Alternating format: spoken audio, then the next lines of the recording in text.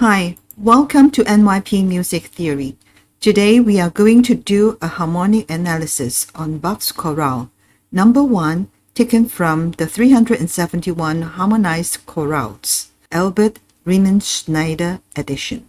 The title of this chorale is Aus meines Herzensgründe, means from the bottom of my heart. The purpose of analyzing Bach's chorale is to be able to harmonize a chorale in the style of J.S. Bach in all music theory exams, to build up a firm foundation of four-part writing, to further develop the composition techniques, and to understand and appreciate the development of good music.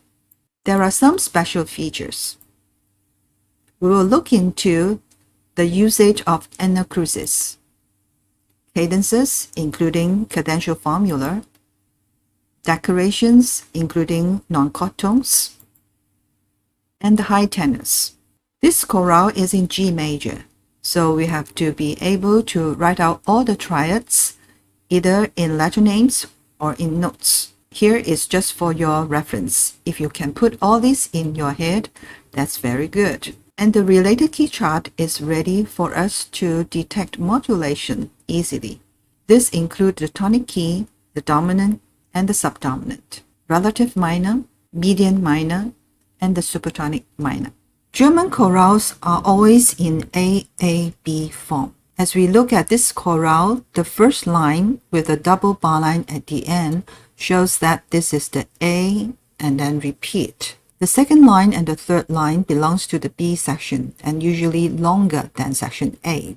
The fermatas means the end of a phrase. So let's look into the first section. Let's look at the beginning of this chorale. It starts with a pick up, and as we analyze the chord, both of these chords are one tonic chord. So the common usage of this bass line is going up an octave. After an octave, usually we will go to opposite direction. The second chord in this bar, we have two options, either a 6 or 4B. If we take the 6th chord, then the C in the tenor will be an auxiliary note. So the chord is E, G, and B. If you take it as a 4B, this will be C, E, G, and now the B will become the passing note. Both are acceptable for analysis. When we come to bar 2, there is a suspension in the soprano. That is the B. This B has a dotted crotchet, and the second beat B delay the A, which is the chord tone, belongs to the 5 chord. In the third bar, we have several non-chord tones. The lower auxiliary in the alto, lower auxiliary in the tenor. 2 passing notes in soprano and alto. In the bass, there is an accented passing note and also an unaccented passing note. So when these two passing notes group together, it's also one of the characteristics in Bach's chorale. We can call it double passing notes. Towards the first cadence, we can see this is GBD goes to D, F sharp, A.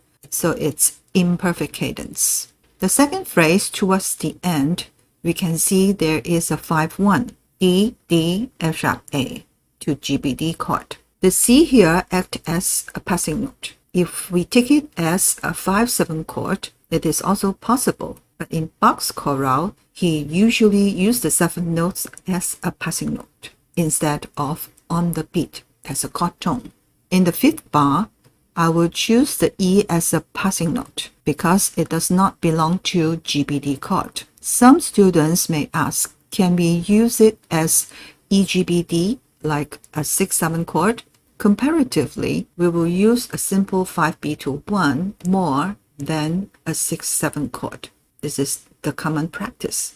And at the same time, you can see in the bass, 1-7B to 1B is a passing 6-3, which is a norm. And at the end, we can see the cadential formula, 2-7B, 5-1. Take note of the soprano. When we have a long supertonic, re goes to do, this re can split into 2 chords. So the first supertonic, we use a 2 or 2-7 or 2-7B. Then we will go to the 5 and end with a perfect cadence.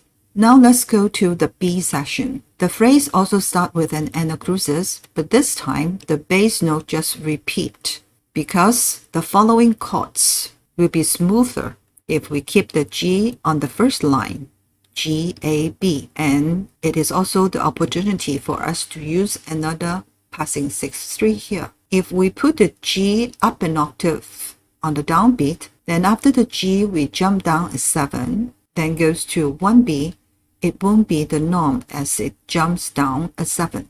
So in this case, we just keep the repeated tonic in the bass. There is a passing note, a lower auxiliary, and then another auxiliary in tenor. Next bar, we have an upper auxiliary in the alto, a passing note in the tenor, and also 2 passing notes in soprano and alto accordingly. Bass part, we also get a passing note. Again, we have an imperfect cadence at the end of this phrase. The next phrase, we start with a 6th chord and also an anacrusis. So repeat the same chord as the anacrusis. It's still a 6th chord EGB. After this, we can see a smooth progression of first inversion, and it is not uncommon. A passing note here in the alto part. Then across the bar line, there's a suspension. As we observe the GBD chord here, the G is being delayed by the A. And this A is prepared by the previous chord. A in the alto preparation. And then cross the bar line, makes it a suspension and resolve downwards by step. At the same time, this G continues to be another suspension to delay the F sharp, which is a chord tone belongs to this 5/7 chord. And the bass part has a C as a passing note. Next bar, we have a passing note in the bass and also a very special F natural here. It tells us that there may be a modulation. According to the related key chart, F natural belongs to the subdominant key C major. As we analyze the last chord, under the fermata, it is a C, E, G chord. And the approach chord spelled as GBDF, which is the 5/7 in C major. So it is quite sure that it has a modulation to C major 5/7 to 1. And in Bach's chorale, there is a common practice for phrase modulation. That means towards the end of a phrase, there will be a temporary or transient modulation. And after the fermata, we can see next line, there will be no more F natural. So another way of analyze this chord progression for this cadence part can be a secondary dominant, which is 5/7 or 4, resolved to 4 in G major. We continue with another anacrusis and go to bar 16. In the tenor part, we have a passing note, and there is a suspension, that is the A, delay the G in the alto. For the chord progression, we can see another usage of passing 6/3. In bar 17, there is a passing note in the tenor part, and the alto F sharp act as a preparation for the suspension after the bar line and resolve downwards to E. The first chord is E, G, B. In the bass line, we can see a similar passing note series. Passing note, and this A is an accented passing note because we can spell out the chord vertically, it's G, B, D.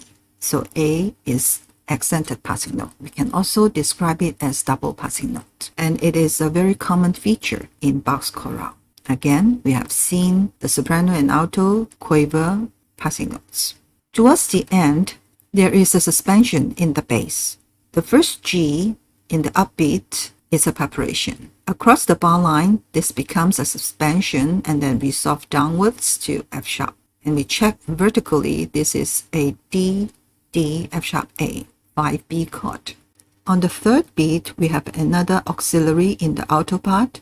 And the bass, this is a tie note, but not a suspension. The D is a passing note because when we check vertically, the E, G, B belongs to the same chord. And finally, we can see the 2/7B to 5/1 cadential formula again. And the 5/7 chord, Bach just used the 7th note as a passing note. All right. These are the analysis that we observe from this chorale. Let's have a listen to it.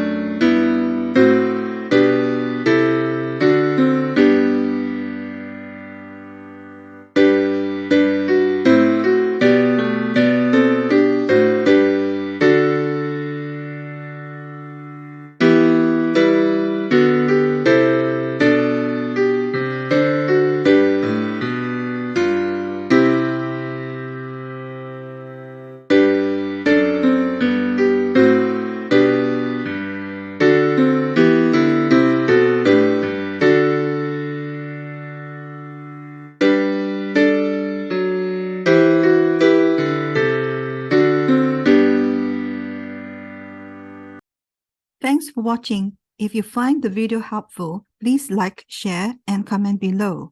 See you next time.